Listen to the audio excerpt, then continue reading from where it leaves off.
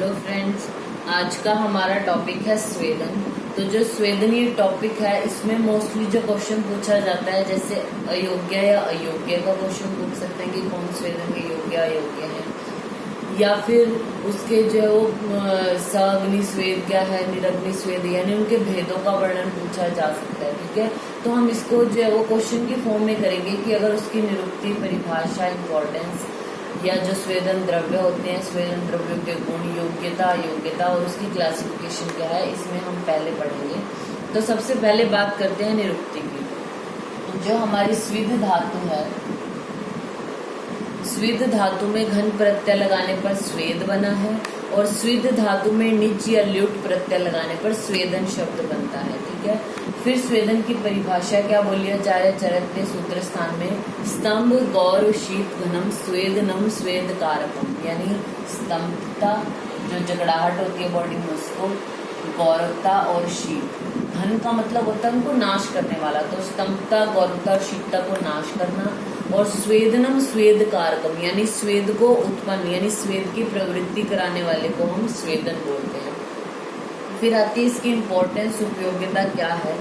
तो ये क्या करते हैं, वायु का नियामन करता है स्वेदन, वात कफ का शमन करता है, स्रोतों का शोधन करता है, अग्नि दीपन का कार्य करता है, त्वचा का प्रसादन करता है, अन्न में रुचि को उत्पन्न करना, अति निद्रा और तंद्रा का नाश करता है। क्या होता है स्वेदन की इम्पोर्टेंस, आप इससे भी जान सकते हैं। जैसे आपने स्नेहन कराया पेशेंट को, तो वो जो दोष है उनको उत्क्लेशित करता है, जो स्वेदन होता है क्लीन करता है उनको।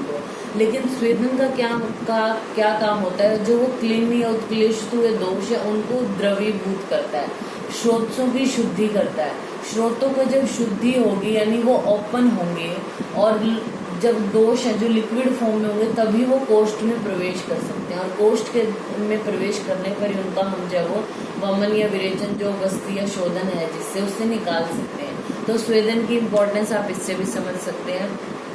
फिर आते हैं जो स्वेदन द्रव्य होते हैं, उनके गुणों को हम पहले डिस्कस करते हैं।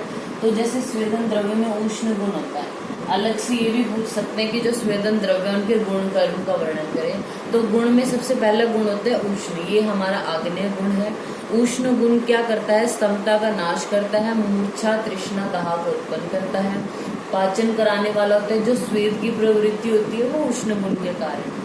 फिर जो तीक्ष्ण गुण होता है स्वेदन द्रव्यों में, वो भी आग्नेय गुण है, ये दाह को उत्पन्न करने वाला, पाक और श्राव कराने वाला होता है, कफ वात नाशक और शोधन करने का काम करता है।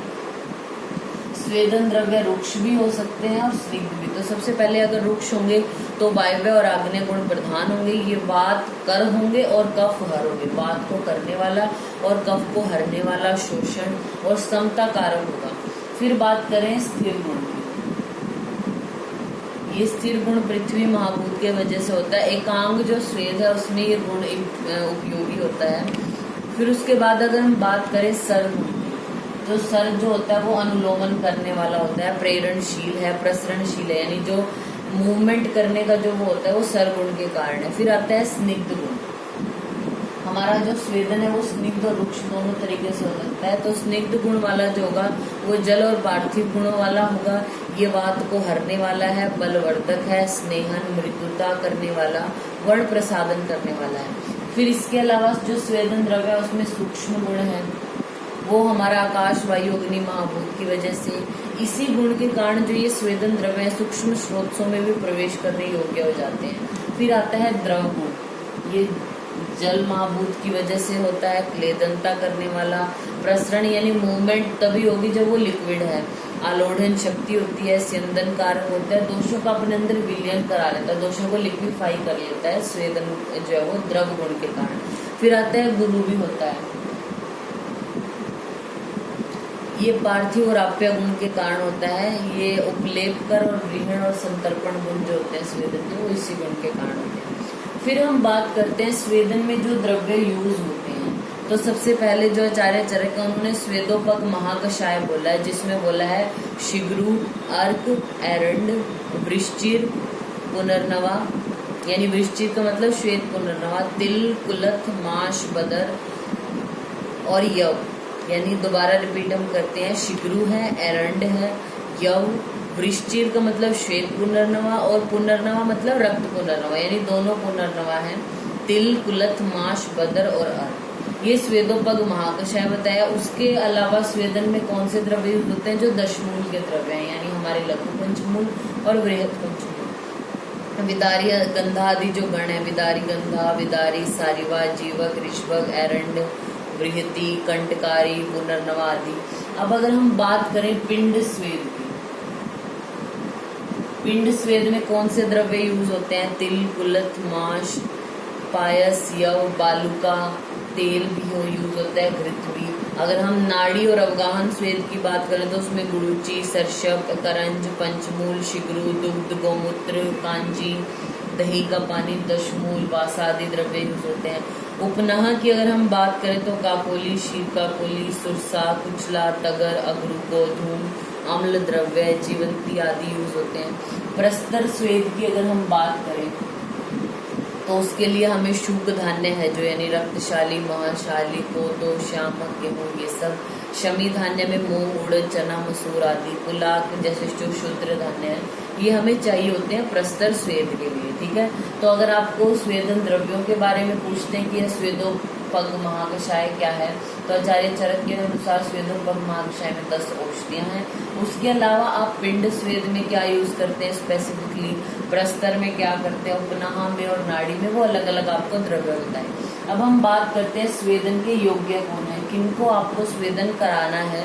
तो इसके लिए श्लोक भी दिया है आचार्य चरक ने, तो वो ज्यादा अगर कर सकते हैं तो कीजिए, वरना ऐसे ही आपको याद होना चाहिए। तो प्रतिशाय है, कास का पेशेंट है, हिक्का, श्वास का पेशेंट, कर्ण, मन्या और शिरशूल, यानी कर्णशूल हो, मन्या या शिरशूल हो जिसको, स्वर भेद हो, गल ग्रह हो, अर्दित का पेशेंट है, एकांग, पक्षाघात, विनाम हो रहा हो यानी शरीर झुक गया है, कोष्ठ अनाहा हो, विबंध हो, मुद्राघात का पेशेंट है, ग्रंथसी का पेशेंट है, पार्श्व पृष्ठ, कटी कुक्षी संग्रह यानी पार्श्व ग्रह है, पृष्ठ ग्रह है, कटी ग्रह है, ये मूत्र कृच है, या फिर जो मुश्क है उनमें मर्दन यानी उनमें पीड़ा का होना, पाद, जानु, जंघा, अर्ति यानी ये पाद है, जानु, जंघा आदि में आपको अर्ति यानी वेदना हो रही है, श्वेतु है, खल्ली है, आम रोग है, वात कंटक है, संकोच, आयाम या स्तंभता, गौरवता या सुक्ति है किसी पेशेंट को, तो उन सभी पेशेंट में स्वेदन कराना चाहिए, यानी वो स्वेदन के योग्य है। अब स्वेदन के अयोग्य कौन होंगे, किनको आपको स्वेदन नहीं कराना? तो मेनली पित्त वाली जो कंडीशन है, हमने उसमें पेशेंट को उष्ण नहीं होने देना, तो स्वेदन नहीं कराना। जैसे कषाय मध्य नित्यानाम, जो मध्य है कषाय उनका नित्य सेवन कर रहा है, गर्भिणी है, रक्त पित्त का पेशेंट है, अतिसार का पेशेंट है, मधुमेह का पेशेंट है, विदग्ध भ्रष्ट व्रतना नाम, जिसका जो व्रधन यानी तरह से गुद की बात की गई है यहाँ पे, व्रधन से मतलब तो गुद विदग्ध या भ्रष्ट हो गया हो, विष या मद विकार हो किसी को, वो थका हुआ हो, नष्ट संज्ञा वाला हो, स्थूल है, पित्त में ही है, मतलब वैसे तो जो मेह वाले हैं, प्रमेह वाले, उनको नहीं कराना स्वेदन, लेकिन उनमें भी पित्त मेह वाला जो पेशेंट है उसको नहीं कराना। मधुमेह को, तृष्णा से पीड़ित है, भूख से पीड़ित है, कामला का पेशेंट है, आढ़्य रोगी है, दुर्बल है, तिमिर है, तो इन पेशेंट को आपको स्वेदन नहीं कराना, ठीक है। फिर उसके बाद आती है जो स्वेदन है हमारी, उसकी क्लासिफिकेशन के बारे में हम पढ़ते हैं। तो सबसे पहले जो स्वेदन की क्लासिफिकेशन करते हैं हम, पहले जिस बेसिस पे करेंगे वो है अग्निभेद। अग्निभेद से हमारे 2 टाइप होते हैं, सअग्नि स्वेद और निराग्नि स्वेद। आचार्य चरक ने सअग्नि कौन से बताए हैं? संकर प्रस्त्रो नाड़ी परिषेको अवगाहनम, जेन्ताक अश्मघन कर्षु कुटीभू कुंभिक एवच कूपो हलाक इत्येते स्वेदयन्ति त्रयोदशा। तो ये सअग्नि स्वेद बताए हैं।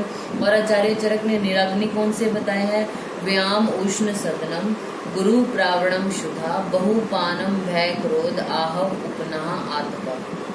उसके अलावा जो अग्नि, ये सअग्नि वाले हैं, ये आचार्य सुश्रुत ने 4 बताए।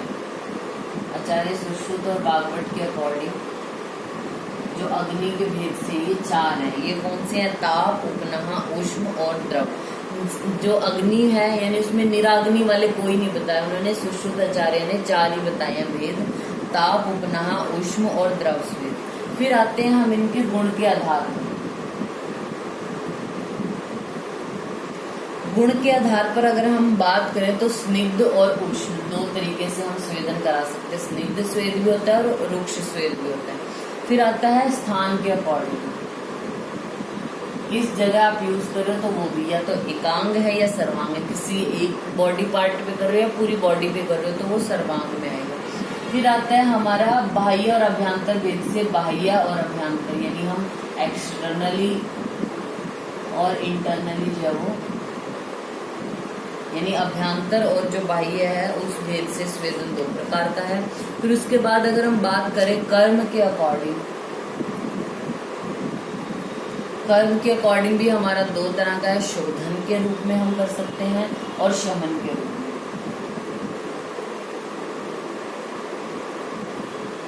शोधन के रूप में क्या है, जैसे जो हमारे पंचकर्म है उससे पहले हम पूर्व कर्म के रूप में करते हैं तो वो शोधन के लिए करते हैं। शमन के लिए क्या है, जब कोई एक ऐसी डिजीज है पेशेंट को जो स्वेदन से ही ठीक हो जाएगी तो हम शमन के रूप में उस टाइम यूज करते हैं इसको। फिर बल के अनुसार आता है हमारा 6th क्लासिफिकेशन। बल के अनुसार जैसे हमारा होता है 3 भेद से। महान जो स्वेद है, मध्यम और मृदु है। तो जैसे अगर अब इनकी जो क्लासिफिकेशन है इसकी डिटेल हम नेक्स्ट जो है वो जैसे साग्नि और निराग्नि अलग अलग करके पढ़ेंगे। तो ये हमारा टॉपिक हो गया स्वेदन की निरुक्ति, परिभाषा, उपयोगिता, उसके द्रव्यों के नाम और गुण, योग्यता, अयोग्यता और उसकी क्लासिफिकेशन। Thank you.